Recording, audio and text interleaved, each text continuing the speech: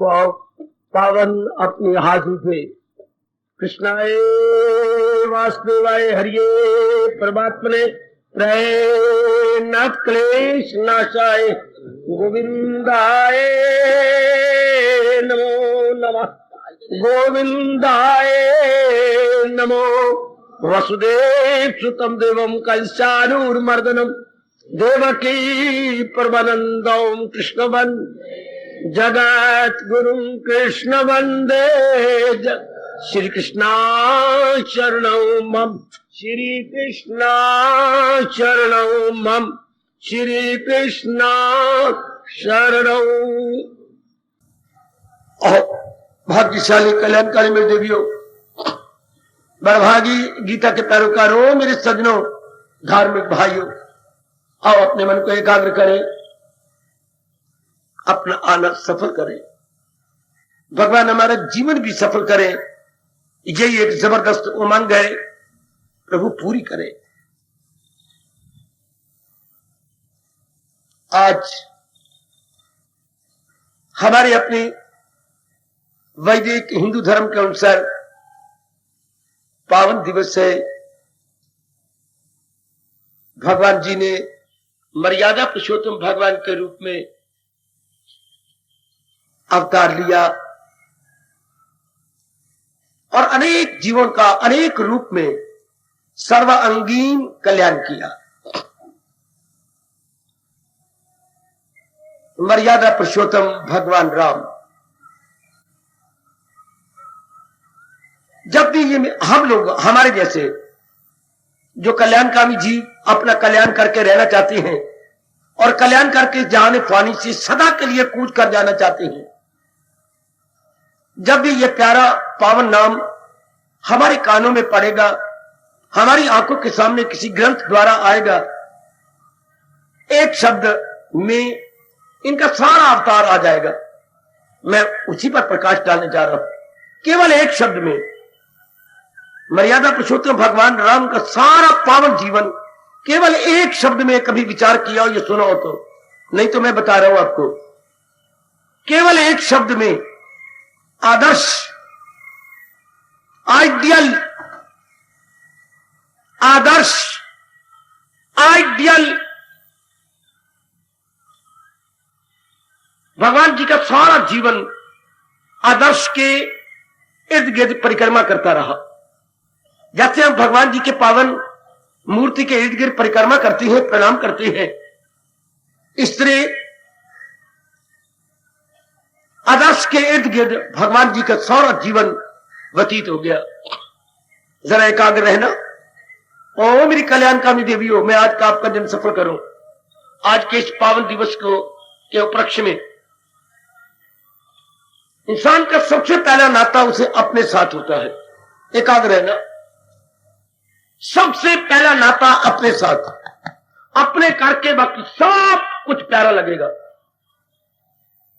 तो अपने साथ, अपने करके मां प्यारी, अपने करके बाप प्यारा, अपने करके बहन भाई प्यारे, अपने करके पत्नी पति प्यारा, बच्चे प्यारे, मित्र प्यारे, मां की ओर से रिश्ते प्यारे, पिताजी की ओर से रिश्ते प्यारे, गली मोहल्ले वाले प्यारे, अपने कारण से पढ़ाई प्यारी, मेल मिलाप प्यारा, व्यवहार प्यारा, जी अपने कारण से परलोक प्यारा। आखिर में होता है भगवान जी, जो हम अपने आप को ही उनमें तलीन कर देते हैं।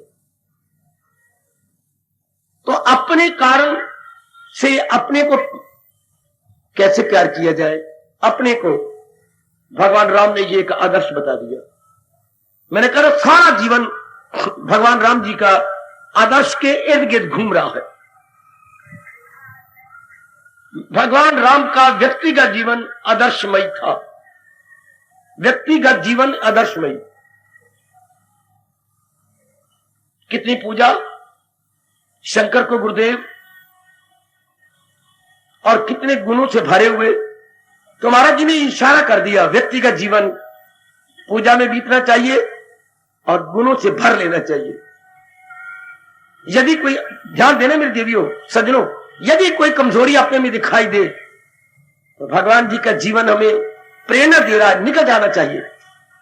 अपने में से वो कमजोरी फौरन निकले। यह किन के लिए है जो कल्याणकामी जीव आपके लिए आपकी तरह है, जिनके मन में यह तमन्ना है कि मैंने कल्याण करना है, सिर्फ खाना पीना और बच्चे बना के नहीं चले जाना, मतलब कुछ करना है। तो उनका व्यक्तिगत जीवन एक आदर्श होना चाहिए। भगवान की भक्ति जैसे भगवान राम में आप देख रहे हैं, भगवान को भक्ति करने की क्या जरूरत थी, लेकिन बड़ा आदमी जो बनाया असूल उसे सारी दुनिया करेगी कबूल। फिर वो एग्जाम्पल कैसे दे जाते, हमारे सामने आदर्श कैसे रख जाते। तो उन्हें आदर्श रख दिया। क्या सवेरे का शाम का कितना समय भक्ति में लगता, हर समय कैसे भगवान के दृष्टांत दे देते और कितने गुणों से भरे हुए। देख लेना, व्यक्ति जीवन भक्ति से भरपूर, और भक्ति वहीं आती है जहां गुण होंगे। मैंने कई बार पहले भी कहा मेरे सज्जनों देवियों, सुगंधी वहीं से निकलेगी जहां खिले हुए फूल होंगे। खिले हुए फूलों से ही सुगंधी निर्गत होती है।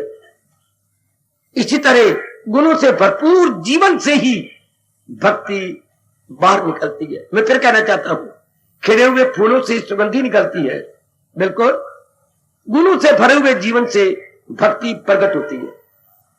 जहां काम है, क्रोध है, मोह है, लोभ है, कार है, राग है, द्वेष है, वह भक्ति कभी हो ही नहीं सकती।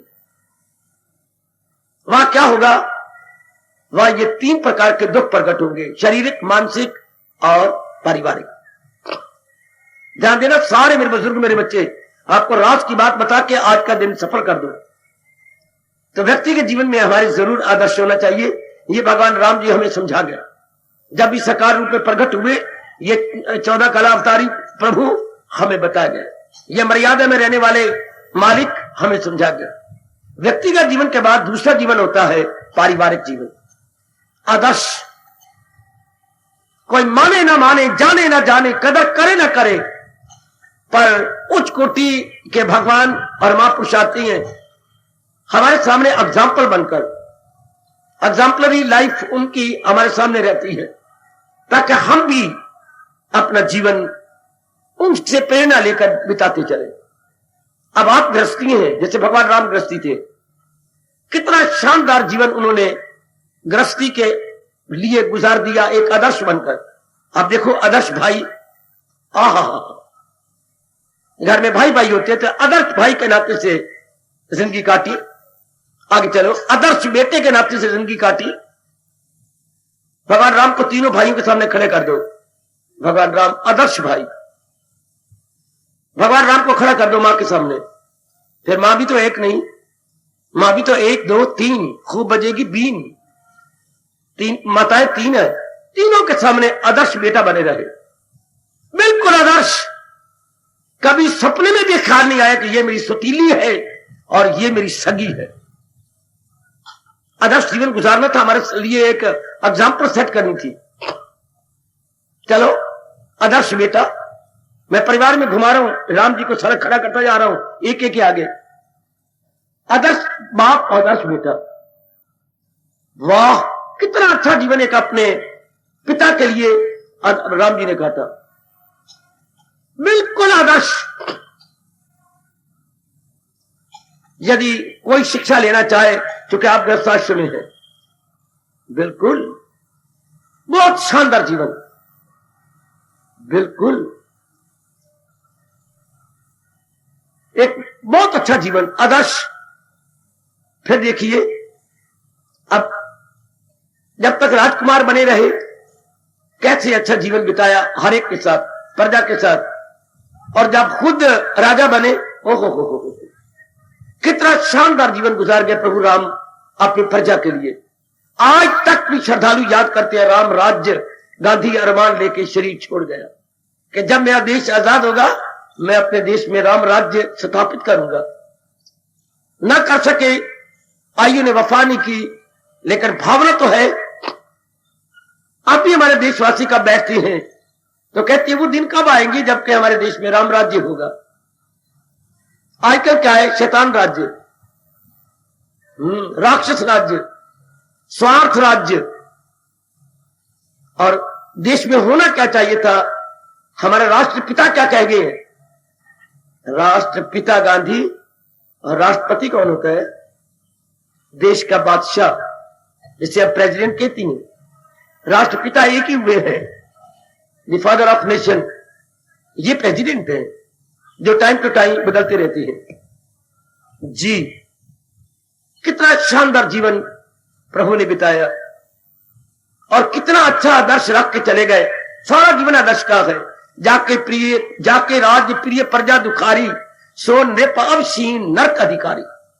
जिस राजा के राज्य में प्रजा दुखी होगी उसके लिए बहुत ही कुंभी नरक तैयार हो जाता, क्योंकि राजे का मतलब ही यही है जो जनता को प्रसन्नता दे, जनता को प्रसन्नता दे, जनता को चैन दे, जनता को आराम दे। इसी आधार पर वो राजा बनता है। यदि वो ये अपना वचन पूरा नहीं करता तो नरकगामी होता है। भगवान जी ने ये आदर्श रख दिया, चोटी का आदर्श। आप जिस पहलू से देखिए भगवान राम को, आपको ये आदर्श दिखाई देगा। अगर जंगलों में चले गए तो एक आदर्श सन्यासी की तरह, आदर्श त्यागी की तरह, पूरा आदर्श जीवन एक सन्यासी की तरह, पूरा जीवन एक त्यागी की तरह, सब कुछ त्यागते हुए। सन्यास का अर्थ ही यही होता है, मनसा वाचा कर्मणा त्याग, मनसा वाचा कर्मणा त्याग, बिल्कुल त्याग। और अपनी वृत्ति अपने मालिक के संग लगा रखनी। जैसे हम अपनी ओर से पुरुषार्थ कर रही है, भले आप गृहस्थ आश्रम में हैं लेकिन त्यागमय जीवन। जो भी अपना कल्याण चाहते हैं, चाहे वो वनों में हो या नगर में हो, त्यागमय जीवन, त्यागमय जीवन। इसलिए हमारे गीता का 18वां अध्याय अर्जुन के द्वारा प्रश्न लेकर चलता है संन्यास और त्याग में फर्क क्या। यहीं से 18वां अध्याय, जिसको हम मोक्ष प्रदाता अध्याय कहते हैं प्रभु, हालांकि ये बड़ी बारीकी का प्रश्न है। त्याग में और संन्यास में अंतर क्या है? शाबाश। त्याग में फल की चाहना खत्म कर दी जाती है और संन्यास में अहम पाना, अहंकार खत्म कर दी जाता। मैं नहीं हूं मेरे माल का, तू ही तू, तू ही तू। त्याग दोनों में है, लेकिन एक सर्वस्व का त्याग कर देता है और अहंकार भी छोड़ देता है। भगवान राम ने अपने एक बहुत अच्छा आदर्श जीवन हमारे लिए गुजारा, क्योंकि जब भी कोई महात्मा आएगा, सन्यासी आएगा या कोई अवतार होगा, वो हजारों लाखों को समझाने के लिए आते हैं, हजारों लाखों का रिफॉर्म करने, सुधार करने आते हैं। इसलिए उनकी हर बात क्या होती है? आदर्श। व्यक्तिगत जीवन, पारिवारिक जीवन, सामाजिक जीवन, पूरा आदर्श। पारमार्थिक जीवन, पूरा आदर्श, जिससे कि शताब्दियों तक, नई युगों तक साधारण जीव शिक्षा प्राप्त करते रहे, साधारण जीव उनसे कुछ लेते रहे। ओ मेरी कल्याणकामी देवियों, ओ मेरे कल्याणकामी सज्जनों, जब भी राम का नाम कानों में पड़े तो सामने आ जाए आदर्श जीवन, आदर्श जीवन, आदर्श जीवन। और जब भी भगवान कृष्ण का नाम आए तो फौरन याद आ जाए क्या? ये तो भगवान राम के बारे में क्या हमें आदर्श याद आ गया कि सर्वांगीण आदर्श जीवन। सर्वांगीण में शब्द लगा रहा हूं अपने राष्ट्रभाषा का। सर्वांगीण आदर्श, ideal life, every direction, in every sphere, in every field whatsoever, ideal life. और जब अपने इष्टदेव का नाम होगा तो क्या सामने किसके लेकर के हम इर्द गिर्द परिक्रमा कर जाएंगे? इनके लिए तो आदर्श। भगवान राम इर्द गिर्द घूम गए। भगवान राम का जीवन आदर्शमय जीवन, व्यक्तिगत, पारिवारिक, सामाजिक, बिल्कुल ठीक। और महाराज जी का इष्टदेव भगवान कृष्ण का जीवन जब याद आएगा, उनके जीवन के क्या एक शब्द याद आएगा? जीता जी। और जरा सोचिए, एक शब्द, एक, जैसे मैंने उधर आदर्श कहा, इधर भी एक शब्द चाहिए। कितनी भारी रिसर्च की गई है इन दोनों के लिए, बड़ी भारी रिसर्च। Very good. भगवान कृष्ण का जब भी नाम जाया जाएगा, आप याद रखेंगे जगत गुरु, एक ही शब्द। अगर कुछ और बोलेंगे तो आप गलती करेंगे। किसी को ना गवारा हो तो मुझसे पूछ लो। भगवान राम के सामने आदर्श आता है, आदर्श और एवरी साइड। और भगवान कृष्ण जी के सामने एक जगत गुरु आती है। गुरु का काम क्या होता है? गुरु शब्द ही बता रहा है कि मेरा काम क्या है। गु जमा रू, गु मैंने अंधेरा, रू मैंने प्रकाश। जो अज्ञानता रूपी अंधकार से निकालकर ज्ञान की ओर ले चले उसे गुरु कहते हैं। अज्ञानता रूपी अंधकार से निकालकर ज्ञान रूपी रोशनी में ले आए। तो महाराज जी के सामने लिए जब भी हमें याद आएंगे या जाप करेंगे, ये हमारे जगत गुरु, ये नहीं कि मेरे और आपके गुरु, लोकल गुरु नहीं, या किसी प्रांत के गुरु नहीं, या किसी देश के गुरु नहीं, बल्कि सारे संसार के। क्योंकि इनका एक एक बोल यूनिवर्सल है। ये नहीं कि केवल इंडिया पे लागू होता है। जहां भी मनुष्य जाति होगी और मनुष्य जाति में सतोगुणी टोला होगा, उनके लिए भगवान के बोल क्या एप्लीकेबल है। गुड। इसलिए इनको गुरु कहा गया। इनका एक एक बोल क्या है? यूनिवर्सल। जिन्हें हम कहेंगे सार्वभौमिक, उर्दू वाले बोलेंगे आलमगीर बोल। आलमगीर बोल अर्थात हर जगह लागू होंगे जब भी कोई कल्याण चाहेगा, जब भी कोई अपना कल्याण करना चाहेगा। आज हम मर्यादा पुरुषोत्तम भगवान राम जी का पावन दिवस मना रहे गए, जिन्होंने हमारे सामने हर तौर से आदर्श रख दिया। जब भी कभी कोई लेना मैं कैसे करूं, भगवान राम का जीवन सामने रखना। ये बात में जब भी शब्द कैसे आए, फौरन भगवान राम जी याद आ जाएंगे। मैं बेटी के साथ कैसे व्यवहार करूं, बेटी के साथ कैसे व्यवहार करूं, है किसी के साथ भी, भाई के साथ कैसे व्यवहार करूं, अपने गुरुदेव के साथ कैसे व्यवहार करूं। क्या भगवान राम ने एक आदर्श रखा। क्या प्रभु ने कमाल किया। आधी रात को नींद नहीं आई, आधी रात तक भगवान राम को, और चले गुरुदेव के आश्रम में, नंगे पैर नंगे सर पहुंच गए। अब आधी रात कोई लगा लो 1 बजे का टाइम होगा। अब खटखटाया उनकी ये बादशाह का दरवाजा। अच्छा, आवाज आई अंदर प्रभु की, अपने ब्रह्म ऋषि वशिष्ठ महाराज जी की। कौन? चुप रहे। तो फिर ऋषि तो त्रिकालदर्शी है, फिर वशिष्ठ जी हैं। दोबारा पूछा, इन्होंने फिर खटखटाया। कौन? इस विषम काल में, विषम होता ऑड आवर, इस विषम काल में कौन? अब तीसरी बार नहीं बोलोगे तो पाप के भागी बनोगे। गुरुदेव मुझे बड़ा संकोच हो रहा था, आप कह रहे हैं कौन? इसी प्रश्न तो मुझे नींद नहीं लेने दी, यही तो मैं पूछने आया हूं, मेरा क्यों अवतार हुआ और मैं कौन? हाय हाय, यह हमारे जीवों को तारने का प्रश्न। यही से हमारा हिंदू धर्म शुरू होता है। मेरी मां बाप ने मुझे क्यों जन्म दिया, मेरे भगवान ने मुझे सृष्टि में क्यों भेजा। यही से धर्म का पहला कदम शुरू होता है। मैं कौन हूं, क्यों आया हूं, मेरे प्रभु ने अपनी सृष्टि में मुझे थोड़े दिनों के लिए क्यों भेजा है, मैं क्यों, मैं नारी बन के आई हूं, पर किस लिए? खा के मैं झोटी बन जाऊं, पैदा कर दूं, बस? क्या मैं जन्म देने के लिए आई हूं? क्या मैं खाने पीने के लिए आई हूं? तो आप जैसे की जमीर बोलेगी कदापि नहीं। तो फिर किस लिए? हा, बस यही से धर्म शुरू हो गया। जब भी किसी में यह प्रश्न जरा साइन ऑफ इंटेरोगेशन लेके खड़ा हो जाता है, मेरे मतलब जब प्रश्न बोधक चिन्ह बन जाता है, समझिए कि मेरे भगवान जी की मेरे पर कृपा होनी शुरू हो गई। वरना कहां जिंदगी गुजर जाती है, ये प्रश्न कभी नहीं आता।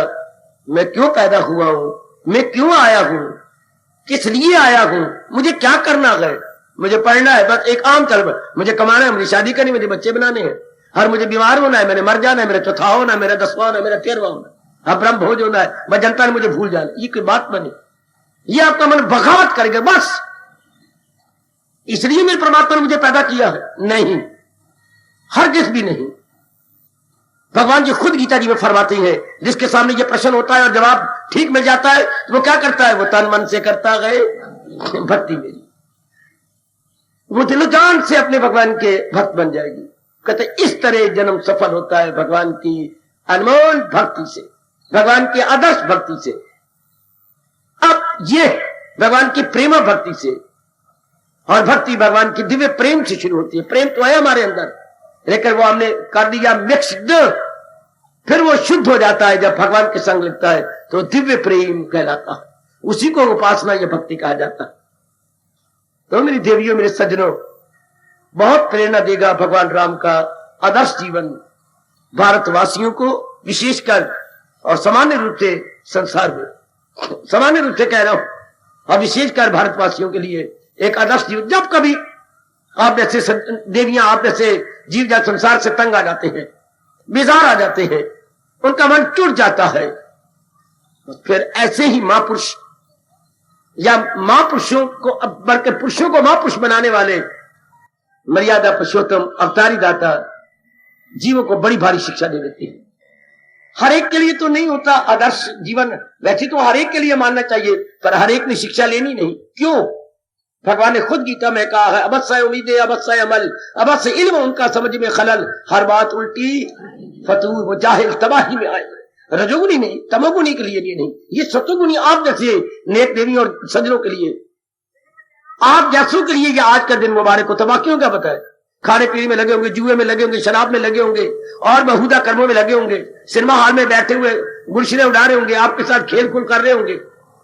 आप लोगों के लिए जिन्हें कल्याण कर जाना है अपना, तो वो ये समझते हैं कि नहीं, मैंने अपना कल्याण कर जाना है। तब भगवान राम आपकी बड़ी सहायता करते हैं। तब ऐसा आदर्श जीवन, मर्यादा में रहा हुआ जीवन बड़ी सहायता कर जाता है, क्योंकि हमारे सामने एग्जाम्पल आ जाती है, हमारे सामने एक आइडियल या एक आदर्श आ जाता है। इस तरह शाबाश, ऐसे मैंने अपना जीवन गुजार देना, इस तरह मैंने अपने आप को लगा के लोक पर लोक बना लेना, बताते रहे, आपको समझाते रहे, बिल्कुल इसी तरह। ये सारे आदर्श को देखकर व्यास जी ने बड़े हमारे पर कल्याण कर दिया, बड़ा भारी कल्याण कर दिया, बड़ा भारी। जो देश के सामने क्या रखा, ये प्रश्न कर दिया, आदमी को चाहिए दुनिया में रहना किस तरह। लो, इन्होंने तो बड़ा आसान कर दिया, बड़ा आसान। ओ मेरी देवी, मेरे सज्जनों, आदमी को चाहिए दुनिया में रहना, जवाब दिया जिस तरह तालाब के पानी में रहता है कमल, जिस तरह कीचड़ में फिर पानी से फिर कीचड़ से डंठल, और डंठल को ऊपर आना, और ऊपर हरा पत्ता, और उसमें से इतना सुंदर सजा धजा हुआ फूल कमल का, बिल्कुल निराला, कीचड़ से निराला, पानी से निराला, गिल से निराला, काई जम उससे निराला, और इतना सुंदर। और फिर कमल का चेहरा कहां होता है? सूर्य की तरफ। जब भी सूर्य खिलेगा कमल सूर्य की ओर होगा, और चंद्रमा जब भी निकलेगा या पूर्णिमा होगी तो कमल की पंखुड़ियां, जब सूर्य अस्त हो जाता है तो पंखुड़ियां मिल जाती हैं। अष्टदल कमल बोलते हैं, 8 पंखुड़ियां होती हैं। जब सूर्य अस्त हुआ, क्या रब ने इसके साथ बनाया संयोग, ये बंद हो जाएंगी, और जब फिर चंद्रमा निकलेगा पूर्णिमा का तो ये पंखुड़ियां खुल जाएंगी। प्रेजेंट सर उपस्थित, और सूर्य देवता की ओर ये कमल लग जाए तो आदर्श हो गया। क्या इस कीचड़ वाले काम क्रोध मोह लोभ कीचड़ हो गया, इस संसार में कैसे रहे? जैसे कमल, गृहस्थी पानी हो गया, जिम्मेवारियां हो गई, कैसे रहे? कमल की तरह। लेकिन यह संभव कैसे होगा? जब हमारा कमल क्या मुंह चंद्रमा, जब हम चंद्रमुखी बन जाते हैं, अर्थात भगवत मुखी बन जाते हैं, तब जीवन आदर्शमय बनता। जब तक क्यों नहीं ऐसा आदर्श जीवन गुजारते? क्योंकि उसका मुख संसार की ओर है, और संसार में क्या है? काम है, क्रोध है, मोह है, लोभ है। संसार में कंचन कामनी कीर्ति का बोलबाला है मेरे सज्जनों, इसलिए जीवन आदर्श नहीं काटा जा सकता। होना चाहिए था हमारा मुख किधर? विवेक में, वैराग में, भक्ति में। जैसे कमल का मुंह हमेशा सूर्य की ओर रहता है दिन भर में, इस तरह इंसान का दृष्टिकोण भगवान होना चाहिए था। आज मेरा दृष्टिकोण आपको तो बनता जा रहा है मेरे प्रभु कृपा से, लेकिन मेजॉरिटी का मन भगवान की ओर नहीं है, जहान की ओर है। और जहान में केवल 3 ही विषय है, जर, जन और जमीन। और मेरा देश भी यह अनुभव करके बता चुका है, फसाद की जड़ 3, जर, जन, जमीन, यह फसाद की जड़ है। धर्म की जड़ 3, विवेक, वैराग और भक्ति, उधर भी 3 है। जब जीव की भक्ति बढ़ती है तो ये 3 बढ़ जाते हैं। गुड, प्रभु की बड़ी कृपा हो जाती है मेरे देवियों, बड़ी दया हो जाती है। मर्यादा पुरुषोत्तम भगवान राम का आदर्श जीवन। बस जब आप ये शब्द आदर्श आएगा, भगवान राम मुस्कुराते हुए हमारी आंखों के सामने आ जाएंगे, और जब ये अज्ञानता से निकलने की याद आएगी तो प्रभु कृष्ण मुस्कुराते हुए वरदस्त उठाते हुए हमें दिखाई देंगे। क्योंकि गुरु का काम है वरदस्त रखना, और भगवान राम का काम है मुस्कुराना, मर्यादा में रहना। प्रभु मर्यादा में रहे, अपनी सीमा में रहे, भगवान अपनी टीचिंग में रहे, अपने उपदेश में रहे, जीवों को जब तक इस धरती पे नजर आए समझाते रहे, क्या उचित क्या है अनुचित, किसी को समझाते रहे वाणी से, किसी को समझाते रहे दर्शन चक्र से। वाह, क्योंकि बिगड़े तिगड़े का पीर डंडा, कई इंसान डंडे के बिना सीखते नहीं, और कई सियाने इंसानों को थोड़े से बोल ही काफी होती। A word to wise sufficient, दानवों के लिए इशारा काफी होता है, गधों के लिए डंडे। कोई बच्चे आपको ऐसे उंगली उठा देगा, काका मां कांप भी जाएगा, ऐसा नहीं होगा। और एक को आप मारोगी, उसके बाल उखेड़ोगी, मानता है कि नहीं? मानता हूं अम्मा, बाल तोड़ दे, दर्द हो रही है। फिर तू मानता क्यों नहीं? मैं अब नहीं करूंगा। लो, मार खा के दर्द लेके सीखिया, और एक उंगली उठाई, हाँ मां नहीं करूंगा, चल। तो जो से उंगली उठाई सीख गया, ये सतोगुनी है। और जो मार खा के सीखा है, ये कौन है? रजोगुनी है। और जिसने मार खाई है और कच्ची अपनी ऊपर की, क्योंकि आधी तो आपने उतार डाली इस बेचारे की, मार के ऊपर की, करेंगे लाला जोर, ये तमोगुनी है। तीन प्रकार के भी इंसान। इसलिए भगवान कहते हैं सत्वगुण के साथ वास्ता रखो और अपना जीवन सुधार कर चलेगा। आज पावन दिवस है मेरे सज्जनों, मर्यादा पुरुषोत्तम प्रभु राम का। हमारे सामने आदर्श है और हम पूरी कोशिश कर रहे गए। आप लोग हमारे जैसे तो एक ले होगे ना, गृहस्थाश्रम में प्रवेश न किया, किसी का देना लेना नहीं होता। जब कोई देना लेना हो, कर्जी हो, तो गृहस्थी अच्छी लगती है। जब किसी का न देना हो तो हमें गृहस्थी जहर लगती है, दिल ही नहीं करता प्रवेश करने का। बड़ा भारी आप पे और हमारे मन में अंतर आ जाता है, बड़ा भारी अंतर। जब लेना दे तो आपको चीज मीठी लगेगी, अच्छी लगेगी, और जब देना लेना खत्म हो जाए तो वही चीज जो पहले अच्छी लगती थी, वही चीज आज अपने आपको देख लो, चूंकि जिम्मेवारियां खत्म होती जा रही हैं, आपके ऋण खत्म होते जाती जा रही हैं, वही चीज आपको दुखदायक प्रतीत होती है, अच्छी नहीं लगती। कर्जे देने हो तो प्यारी लगती है, कर्जे ना देने हो तो व्यर्थ प्रतीत होता है। ये कुछ नहीं, ये बखेड़ा मन की बात है ना। ऊधो मन माने की बात, मन मान जाए तो बहुत बड़ा काम कर लो, ना मानो तो एक नाली भी आप टप नहीं सकते। हाय कहे मान जाए तो समुद्र लांग जाओगे, ना मन माने तो एक नाली भी क्रॉस नहीं करेंगे। सारी बात तो मन की है। प्रभु राम के चरणों में हम सबका बड़े आदर मान सत्कार पूर्वक बारंबार प्रणाम, जिन्होंने धार्मिक व्यक्तियों को एक आदर्श दे दिया। इससे क्या हो जाता है? आदर्श बनाए रखने से लोक भी बन जाता है, परलोक भी बन जाता है।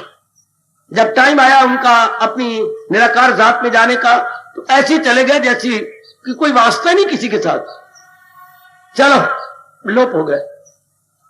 ऐसी तो रहना चाहिए गृहस्थी में। टाइम तो हम सबका भी आना है, लेकिन रहेगा वही जिसका मन भगवान में सारा दिन लगा रहता। वही समय आ जाने पर भगवान राम की तरह फौरन महाराज जी के चरणों में समा जाएगा। जिनका मन कहीं ना हो, अपने कर्तव्य पूरा कर रहे हो, जैसे मर्यादा पुरुषोत्तम प्रभु राम ने अपने कर्तव्य निभा दिए, लेकिन मन बिल्कुल अपनी जात में रखा, अपने आप में रखा, बिल्कुल अपने आप में। हम भी यही कोशिश कर रहे हैं। हमारे इष्टदेव जी ने भी हमें गीता के माध्यम से यही बताया है, तन काम में मन रही ध्यान में। ओ देवियों, भगवान कृपा करे आप इसको पूर्ण रूपेण अपना लें।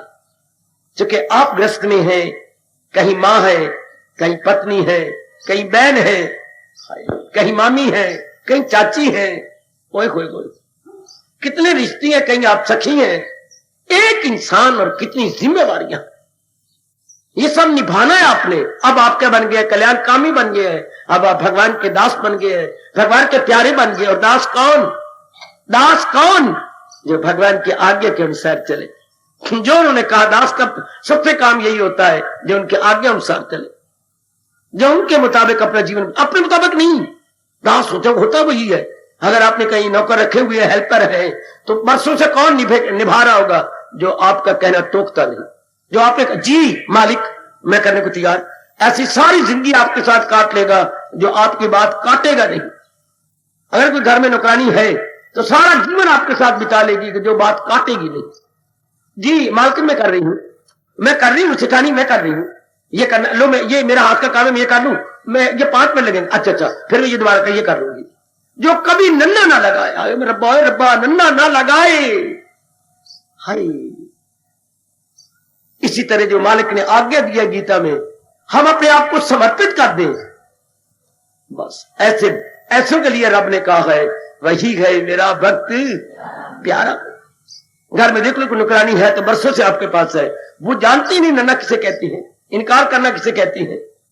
ऐसे फिर बहुत शानदार जीवन काट बिता जाते हैं, बड़ा अच्छा उनका जीवन गुजर जाता है। मेरी माताओं बेटियों, बुजुर्गों, मेरे कल्याणकामी भाइयों, जो हमेशा ही अपने मालिक के सामने डिटो करती है, यस यस मैन है, बिल्कुल यस जी सरकार, आहा मैं हाजिर। यही स्वामी का काम होता है। अगर हम महाराज जी के दास है तो जो प्रभु ने गीता जी में कहा बस अपनाने की चेष्टा करें, कभी न चीज चरा करें, ये कैसा वो नहीं, मेरे मालिक ने मुझे कहा बस ठीक है, मेरे प्रभु ने मुझे कहा ठीक है। लुकमान का नाम आपने सुना? लुकमान एक चोटी के हकीम हुए हैं, लुकमान चोटी के हकीम हुए हैं। लुकमान जी सरकार, जरा ध्यान देना। तो वो क्या थे बच्चे, शुरू में वो हकीम नहीं थे, शुरू में वो एक, उसके बाप बड़ा गरीब था। तो मैं क्या बकवास करने जा रहा हूं, उसका बाप बहुत ही गरीब था। हाँ, उसने किसी शौकार के यहां रुपयों में बेच दिया। उन दिनों नर नारियां बिकती थी, है अपनी हिस्ट्री पढ़ो अपने हिंदुस्तान की, नर बिकती थी, नारियां बिकती थी, मोल पड़ते थे मंडियों में। हाय काय काय काय, वाह दूर के जाते हो, महाराजा हरिश्चंद्र नहीं बिक गए, पत्नी नहीं बिक गई, पुत्र नहीं बिक गए, कहां ढूंढ के घर एक सच्चाई रखने के लिए इस तरह बिकती थी। तो ये लुकमान भी बाप ने बेच दिए, अब वो उनके यहां नौकरी करते हैं। तो जिस मालिक के यहां ये बिक गए थे, जिनके नौकर थे, हाँ उनकी जमीन थी। अच्छा, तो जमीन चलाते कोई और नौकर थे, इनकी जमीन क्या करते, अपने मालिक के लिए जमीन में जाकर जिम्मेदारों से अच्छी अच्छी सब्जी लाए, अच्छे अच्छे फल लाए, अच्छी अच्छी खाने की चीजें लाए। तो ये दो बड़ी टोकरी लेकर लुकमान, सुनो सुनो आपको मीठी मीठी बात सुनाओ, ये जाते जिम्मेदार कहते मालिक के लिए कुछ, तो पहले तोड़ रखते थे, ले जा अब टोकरी में डाल ले जा, ले आते, बड़े खुश होते। ये मालिक खाने पीने का बड़ा शौक था। एक दिन की बात तो सुनो, मेरी ओर देखो, कहां आपका ध्यान है, देख से ही अजी देखिए देखिए देखिए, पहले बात सुनिए गौर से, फिर बात करना किसी और से, इधर सुनो सही। एक दिन ना वो चीजें ले आया, कौन? चाचा लुकमान, चाचा लुकमान, हाँ अंकल ले आया। और मालिक को कहते धो हाथ, मालिक को नखरे से मालिक खाते थे और धीरे धीरे खाते थे, पहले जब खा ली तब दूसरी चीज खिलाता। तो एक दिन की बात मैंने कहा, उसने बड़ी शानदार धो के क्या मूली दी, और वो मूली खाने लगे। मालिक आए, मूली को एक ही दांत लगाया, वो बड़ी कड़वी जहर की तरह। अच्छा, मूली रख दी, उसके बाकी चीजें खा ली और कहा अरे ओ लुकमान, हाँ ये मूली तेरे जिम्मे, तू खा जा। मालिक आज आपने बड़े दिनों के बाद कहा है, तो बाकी जो बच जाती थी तब आप कहते थे, तो ये आप बीज अपने में से देके तू खा जा। सुनो ध्यान से, सुनो ध्यान से, ये अगर नौकरी करनी है तो नौकरी बच्चों पर यूं होती है, और लुकमान ये खा जा, जो आ गया मेरे मालिक, वो पत्तों समेत ही खा गया, और बड़ी कड़वी शी हो रही है, आंखों से पानी, अपने नाक से पानी शी कर रहा है, मालिक भी देख रहा है, और पत्ते समेत। या तो मालिक कहते ना पत्ते छोड़ दे, तो पत्ते लगे हुए थे उसके, सारे पत्ते खा खू करके शी करके पानी पानी सब। मालिक बड़ा हैरान हुआ, अरे लुकमान तू कौन है? आपका खादम, उर्दू बोलते बेटे खादम, आपका खादम अर्थात आपका प्रिय दास। लुकमान दो तीन बार, तू कौन है? आपका खादम। अरे लुकमान तू कौन है? आपका प्यारा दास। ये तो बड़ी जहर थी, इतने कड़वी कैसे खा गया? मालिक ये तो मैंने मन को ऐसा मौका ही नहीं दिया। क्यों? जब मैंने नौकरी करनी है और आपका नौकर हूं, और आपने मुझे हुक्म दिया खा जा, तो चाहे मैं मरूं चाहे रहूं, मैंने खा जाना, मैंने अब इनकार नहीं करना। मैं इनकार कैसे करूं जब मैं आपका हो चुका हूं? तो आगे लुकमान ने कहा, मालिक के आगे अपनी मर्जी क्या। बड़ा गजब का शब्द है, अपने मालिक के आगे अपनी मर्जी क्या। जब आप मेरी मालिक है तो मेरी मर्जी की। जब आपने हुक्म दिया है खा जा, तो तू पत्तों से भैया तुम्हारे मालिक आप कहते पत्ते तोड़ दे, आपने ये कहा ही नहीं, तो मैंने यही समझा कि मालिक कहते पत्ते समेत खा जा। नहीं लुकमान, तू नौकर बनने योग्य नहीं है, मेरे अल्लाह ने तुझे किसी और काम के लिए बनाया है।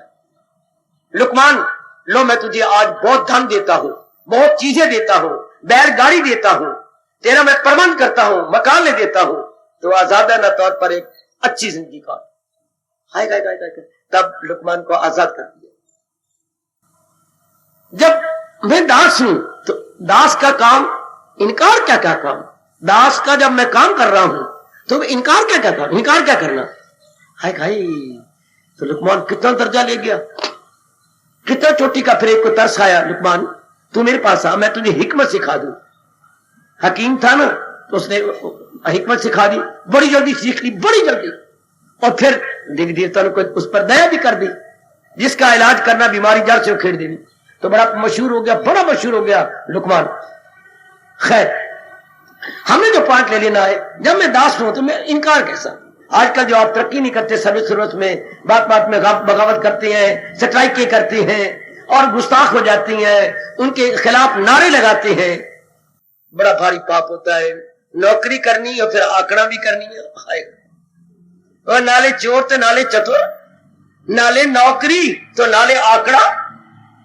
इसलिए आज के जीव क्या तरक्की नहीं कर सकते, आगे बढ़ नहीं सकते, आज काम नहीं करना, बस ये कहना जानते हैं कि मेरा राइट है। आप अपने अधिकार को रोते हैं, पर ये नहीं देखते कि जो अधिकार को जो मैं कह रहा हूं ये मेरा अधिकार है, तो जो आपकी ड्यूटी है वो पूरी कर रही है, जो जिम्मेवारी तो निभानी नहीं, और वैसे अधिकार जमाना मेरा अधिकार है, ये तो हमने लेना है। ये 20-30 सारे नौकर इकट्ठे हो जाएंगे और हक मांगते हैं अपने पसीने का, अधिकार हमें भी है जीने का, क्यों साल के पीछे चुपता है, ये क्या बोनस 1 महीने का।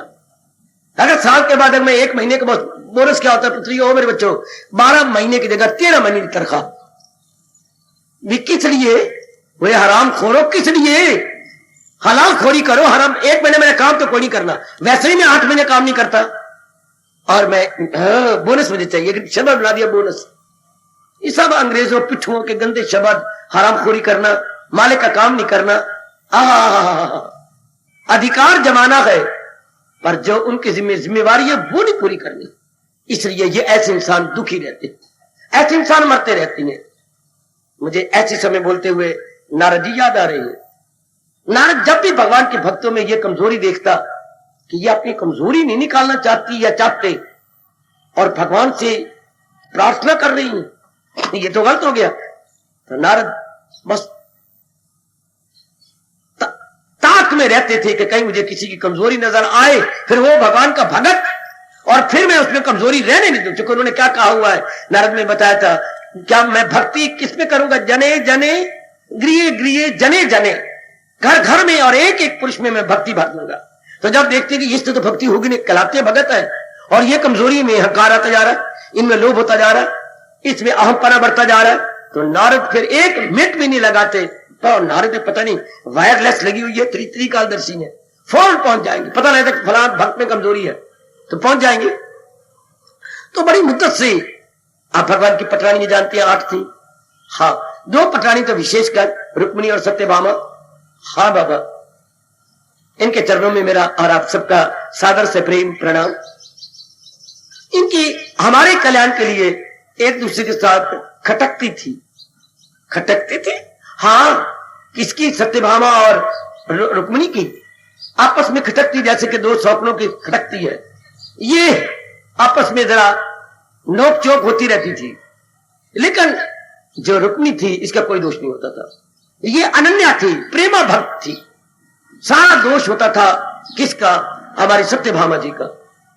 और जब भी कहीं कोई कमजोर नजर आती और नारद को पता बात बढ़ जाएगी, तो नारद बस नारायण नारायण करके आ जाते और सत्यभामा को शर्मिंदा कर देते कि नहीं, तू ही गलती पर है, अभी कुछ दिन पहले सत्यभामा को शर्मिंदा किया गया था, नारद ने किया।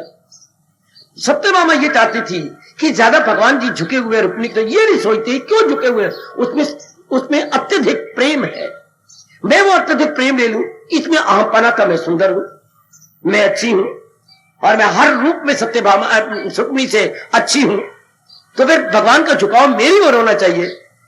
लेकिन भगवान क्या, भगवान तो प्रेम के अधीन है, श्रद्धा के अधीन है।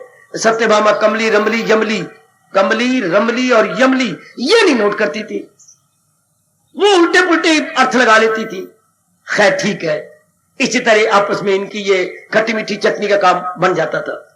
एक दिन नारद ने देखा कि नहीं, सत्यभामा में फिर अहंकार बढ़ता जा रहा, ये तो काम खराब रहेगा और मेरा काम है हर एक में भक्ति भर देना, और ये दोनों में भक्ति आदर्श बन जाएगी और एक शिक्षा ले लेंगे। अचानक ही प्रकट हो गए सत्यभामा के पास। सत्यभामा गाल पे हाथ रख करके गंभीर बैठी हुई थी, किस तरह में अपने भगवान को पूर्ण रूपेण अपनी बना ली। शाबाश, और कभी भी इनकार ना करेंगे। अच्छा, अब प्रकट हुए नारद। अब नारद प्रकट हो तो उनको पता ही कोई नहीं कि नारद जी प्रकट हो गए। वो तो जब ख्याल में करते, इनके पास कोई हवाई जहाज नहीं होता, इनके पास कोई पक्षी भी नहीं होता है नारद जी के पास। नारद संकल्प से ही पहुंच जाते हैं, मैं भगवान जी के द्वारका में अपने आप को देखना चाहता हूं, द्वारका में आ जाएंगे। बस संकल्प की देरी है और डिस्टेंस कवर्ड, एक संकल्प करना है, पहुंच गए। सत्यभामा के हर एक का अपने अपने महल थे, सत्यभामा के महल में पहुंच गए और देखते वो तो गंभीर चिंतन में है। तो अब एक में देखते रहे, उसको पता ही कोई नारद जी आगे है। तो आखिर नारायण नारायण, तो उन्होंने मुंह उठाया। ओ, अब नारायण तो फिर नारद जैसा फिर उस्ताद कौन हो, समझाने वाले भी नंबर 1। अभी आप उनके सूत्र मुझसे सुने हैं। आप कहा, हाथ लंबे किए। सत्यभामा के मन में वट था नारद के प्रति कि ये हमेशा ये नहीं सोच रही थी कि ये सत्य का पक्ष लेती हैं, ये रुक्मिणी का पक्ष लेती हैं। तो जब नारायण पुकारे और जरा चिढ़ के बोली, हाँ ऋषिवर आप आ गए, क्यों बैठी हो खोई खोई, जरा देखना देखना देखना, शिक्षा दे दी नहीं इन्होंने, क्यों बैठी हो खोई खोई, मेरे योग्य सेवा कोई। वाह वाह, और जरा खाया पिया आपका भी हजम कर दो। अरे क्यों बैठी है खोई खोई, मेरी योग्य सेवा कोई, मेरे योग्य सेवा कोई, चिढ़ के बोली, मेरे योग्य सेवा कोई। हाँ मैं कह रही हूं सत्यभामा क्यों बैठी हो खोई खोई, मेरी योग्य सेवा कोई। अब तो आग लगी अंदर, भरे नहीं अभी घाव पुराने, फिर आए हो आग लगाने।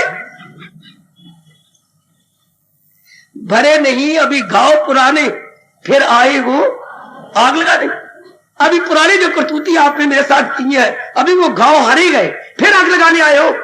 नहीं, मैं देव ऋषि, देवता भी मुझसे प्यार और आदर मान करते हैं, मैं आग लगाता हूं कि मैं तो आग नहीं लगाता, मैं तो फायर ब्रिगेड हूं, लगी आग को बुझाता हूं, मैं आग लगाने वाला नहीं हूं, आग बुझाने वाला हूं।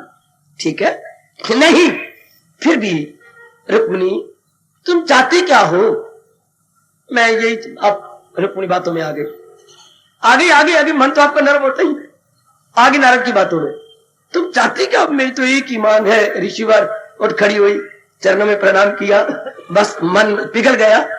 प्रभु मेरी तो ऋषिवर एक ही मांग है। क्या प्रभु, सदा ही मेरे बने रहे, श्याम सुंदर औरों को महल में जाए थोड़ा जाए, मेरे पास रहे, मेरे से राय ले, मैं फलानी पटरानी की सब क्या करना है, मैंने क्या बोलना है, ये कैसे जाना है, मैं ही उनके लिए सारा कुछ बैग अच्छा तैयार करूं, मैं उनके लिए मीनू तैयार करूं, क्या खाना है क्या पीना है, बस मैं ही, मेरे से राय ले। प्रभु तो यही चाहती है ना कि सदा तेरे बने रहे। हाँ तो मेरे पास एक युक्ति है।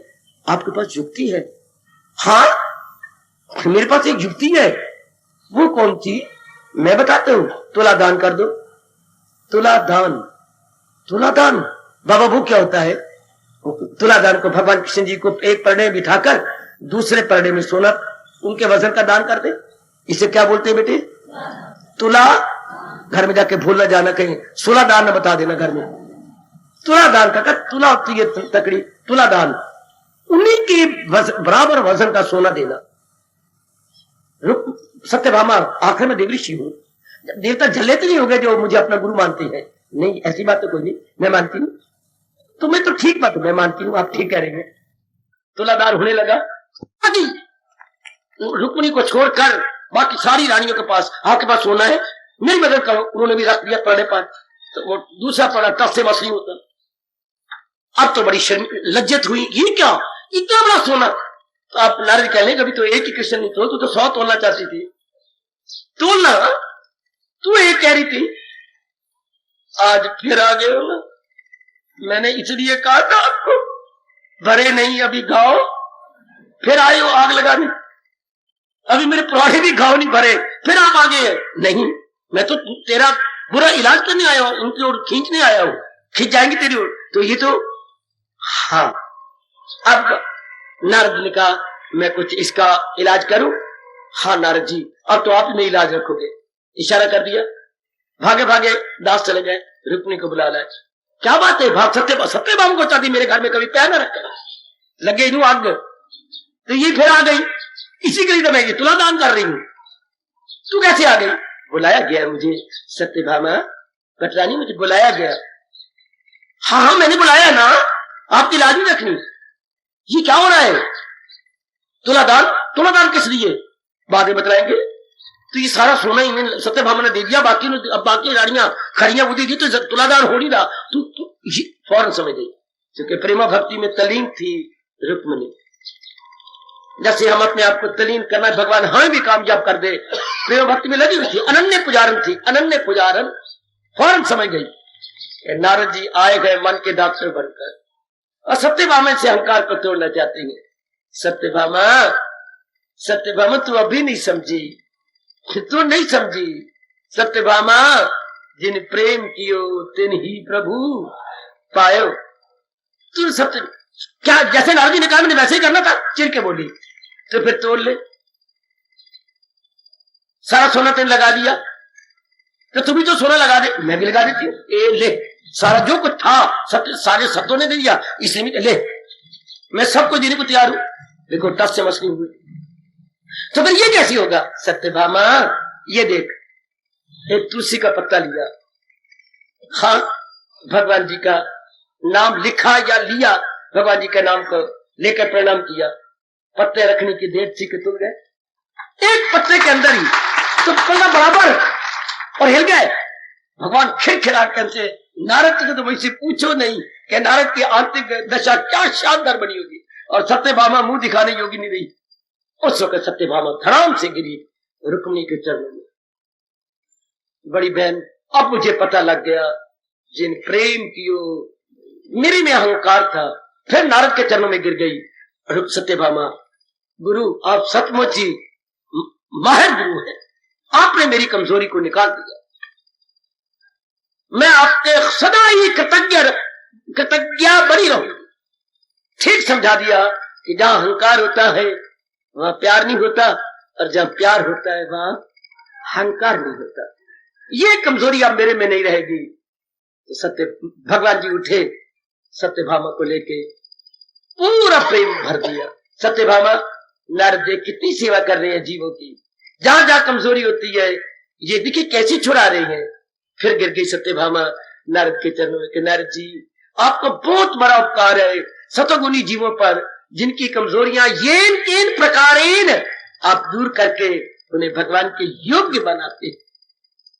बिल्कुल ठीक, बिल्कुल ठीक। जब अहंकार चला गया, कमजोरियां गई, तो मन बिल्कुल नर्म हो जाता है, प्रेम से भर जाता है, भगवान के योग्य बन जाता है। फिर हर समय क्या होता है? प्रभु का चिंतन, हर समय प्रभु का चिंतन। क्योंकि उनको समझ आ जाती है आपकी तरह उपस्थित माताओं बेटियों की तरह। जीवन सफल तब होता है जब मालिक, और चिंतन करें क्या? जिसका चिंतन करे वो जाने वाला। चिंतन करें लेकिन वो तो जाने वाले हैं, वो तो अपने दिन पूरे करके चले जाएंगे। जैसे बेटियां अपने दिन पूरे करके चली जाती है ससुराल, मायका छोड़ जाती है, इस तरह सारे जीवित विशेष काम के लिए आए गए और चले जाएंगे, कोई शक नहीं इसमें। फिर इनके साथ व्यवहार करो, इन्हें आदर दो, इनके काम आ जाओ, इनके लिए उपयोगी सहयोगी उद्योगी बन जाओ। लेकिन ये तो नहीं कि इनके मन में बसाए और इनको मन में जगह दी, ये तो नहीं। हम तो कल्याण करना चाहते हैं, इनकी सेवा करेंगे, लेकिन इनको मन में चिंता नहीं करेंगे। ऐसा जी बाजी ले गया, ऐसा जी कर गया।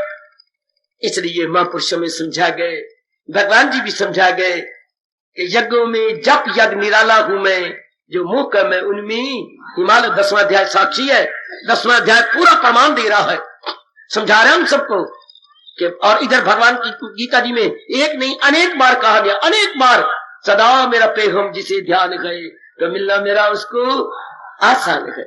शाबाश, आहा, परमात्मा करे इस जन्म में तो हम ये सफल कर ले, ये इस जन्म में ये सफल हो जाए। आहा, परमात्मा जरूर हमारी श्रद्धा, लगनता और सच्चाई को निहारते हुए जरूर हमें ये शक्ति देंगे।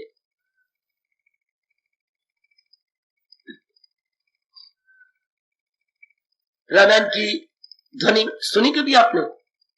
रामायण से क्या ध्वनि निकल रही है? हरि व्यापक सर्वत्र समाना। रामायण में गोसाई जी कह रहे मैंने अनुभव किया कि प्रभु हर जगह फैले हुए हैं। हरि व्यापक सर्वत्र समाना, प्रेम ते परगट होई में जाना, वो प्रेम ते परगट होई में जाना। ओ मेरी देवी सजनों, हरि व्यापक सर्वत्र समाना, प्रेम ते प्रगट होई में जाना। ये मैंने अनुभव किया अपने संत शिरोमणि गोसाई जी कह रही है कि जो परमात्मा निराकार रूप में सर्वत्र सब जगह फैले हुए हैं, प्रेम ते प्रगट हुई। जैसे आज मर्यादा पुरुषोत्तम का दिन मनाया जा रहा है, प्रेम ते प्रगट हुई में जाना। मैंने ये अनुभव जाने का मतलब अनुभव किया कि मालिक जिनके अंदर सत्य प्रेम श्रद्धा से भरपूर प्रेम प्रकट हो जाता है तो भगवान प्रकट हो जाते हैं, उनका कल्याण कर देते हैं। बहुत सुंदर, अति सुंदर। मर्यादा पुरुषोत्तम भगवान राम के चरणों में हर रूप में आदर्श देखते हुए हम बार बार प्रणाम करें और अपने जीवन में बहुत शिक्षा ले चुके हैं, लेते रहेंगे समय समय अनुसार। आपको तो खासकर आप गृहस्थाश्रम में, मैं तो ज्यादातर शिक्षा अपने महाराज जी की गीता से ले रहा हूं, पर आप गृहस्थी हैं, आप हर रूप में आदर्श जीवन भगवान राम का अपने सामने रखकर कई गलतियों को दूर कर सकती हैं, कई सवालों का, समस्याओं का समाधान आपको भगवान राम के जीवन से मिल सकता है, बहुत अच्छी तरह मिल सकता है। और जानेंगे कि एक महाराज जी की जात ही सत्य है और प्रभु की नाम में बड़ी शक्ति होती है। क्यों? जब नाम लिया जाए तो गुण आ जाते हैं। ये ध्यान देना, मैं आप पूरा कर रहा हूं आज का आपका सत्संग। भगवान के नाम में शक्ति क्या है? भगवान का किसी का नाम लो, हाँ उसके गुण अवगुण आ जाएंगे। आप बार बार पिताजी का नाम लो तो पिताजी गुण अवगुण दिखाई देंगे। माँ का नाम लो, वैसे तो माँ में सारे गुण में क्रोध बहुत करती है, लड़ती बहुत है, जो माँ का नाम लेने से उसके गुण अवगुण आ गए, सारे आते जाएंगे। श्रीमान का नाम लो, सारे गुण में मेरी कदर भी करती है, एक अवगुण ने मेरा घर कर रखा है। क्यों? गुणों में क्या अवगुण है? बड़े कंजूस मक्खी चूस है, कंजूस है, मांगती रह जाती है, देते नहीं है। मतलब इतना धन क्या करेंगे? धन तो उनके पले बहुत है, बैंक बैलेंस भी होता है, पर देते ही नहीं, बड़े कंजूस है। लो, तो जब भी किसी का नाम लोगे गुण अवगुण आते हैं, लेकिन जब भगवान का नाम ले वो तो गुणों का घर है। अवगुण तो है ही, अवगुण तो प्रकृति में है, तो गुण ही गुण आएंगे। और मैंने कई बार कहा भगवान का नाम लेने से ये 3-4 गुण तो फौरन आते हैं, विवेक, वैराग, भक्ति और दिव्य शक्ति। ध्यान देना मेरी देवियों, विवेक और दूसरा क्या बोलूं, वैराग, तीसरा क्या बोलूं और चौथा क्या बोलूं, दिव्य शक्ति, डिवाइन पावर। अच्छा, क्योंकि उनमें तो गुण ही गुण है, इसलिए भगवान ने कहा अगर कल्याण कर जाना है मेरे नाम में लगा रहो। यानी हमारी वृत्ति भगवान में लगी रहे। इधर उधर की सेवा करें, मान बीमार है सेवा करेंगे, कोई और बीमार है सेवा करेंगे, चिंतन न करें। चिंतन करने से फिर भक्ति छूट जाती है, क्योंकि चिंतन मन ने करना, मन तो एक ही है। अगर इनके चिंता करते हैं तो भक्ति छूट गई। इनकी सेवा करें, इनके लिए धन लगा दे जरूरत हो तो, लेकिन मन द्वारा चिंतन भगवान का करें। इसलिए हमारे हिंदू धर्म में नाम की बड़ी महिमा गाई जाती है, बड़ी महिमा, क्योंकि प्रभु के नाम लेने से गुण आ जाते हैं भगवान के, और हम धीरे धीरे करके उनके योग्य बन जाते हैं। और फिर कीर्तन करो मेरे साथ। जो अपने देश में इतना रोचक और इतना कल्याणकारी कीर्तन चलता है, हम भी अपने मन को समझाते चले, समझाया तो हुआ, पर और भी हमें आज शक्ति मिलेगी, और भी प्रेरणा मिलेगी, और भी हमारी श्रद्धा और प्रेम अपने इष्ट देव के प्रति बढ़ेगा जब हम ये सच्चाई की बात अपनी आंखों के सामने रखेंगे। आओ ना मेरे साथ, बड़ी श्रद्धा और प्रेम पूर्वक लापो। अभी जब 12 बजे महाराज जी का पावन समय हम मना रहे थे तो कीर्तन हो रहा था, यही मन में था आपको भी करवाऊं, आपके मन में बिठा डालूं। और मेरे साथ, और मेरे बुजुर्गों, मेरे बच्चों, मत आओ मेरी बेटी हो। और राम जी के नाम ने तो पत्थर भी तारे, बड़े प्रेम से। और राम जी के नाम ने, भगवान जी के नाम ने तो पत्थर भी तारे।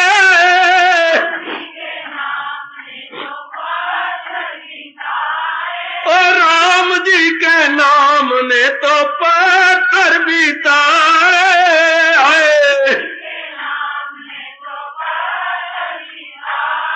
और जो ना जपे नाम वो गए किस्मत के मारे, जो ना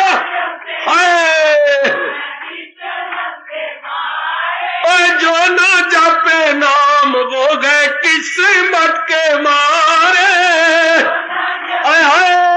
जाओ राम जी के नाम ने तो पत्थर भी तारे। जाओ जाओ राम जी के नाम ने तो पत्थर भी तारे। बोलो बोलो बोलो, राम जी के नाम ने तो पत्थर भी तारे।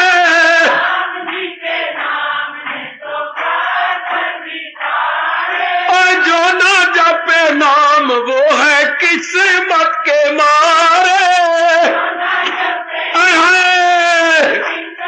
जागो भारत जागो, वो जो ना जपे नाम वो गए किस्मत के मारे।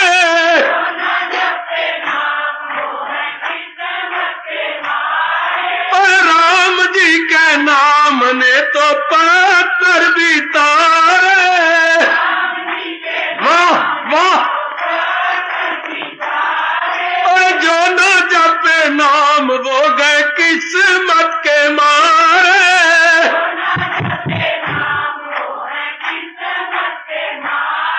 और राम जी के नाम, भगवान जी के नाम ने तो पत्थर भी तारे।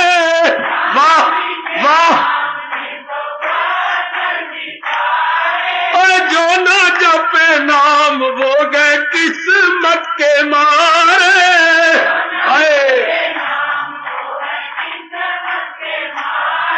और न भगवान जी के नाम ने, और राम जी के नाम ने तो पत्थर भी तारे।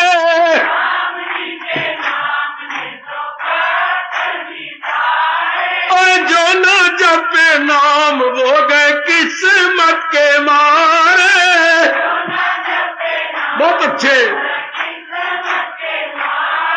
और राम जी के नाम ने तो पत्थर भी तारे।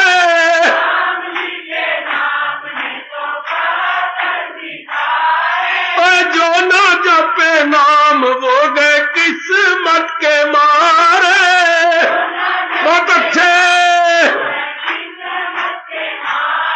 और राम जी के नाम ने तो पत्थर भी तारे।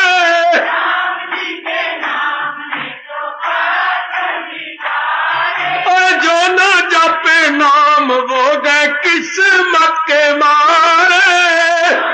बहुत अच्छे। और राम जी के नाम ने तो पत्थर भी तारे।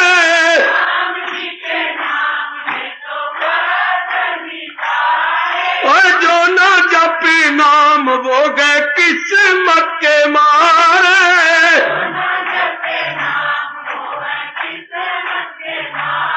मर्यादा पुरुषोत्तम भगवान राम की, मर्यादा पुरुषोत्तम भगवान राम की।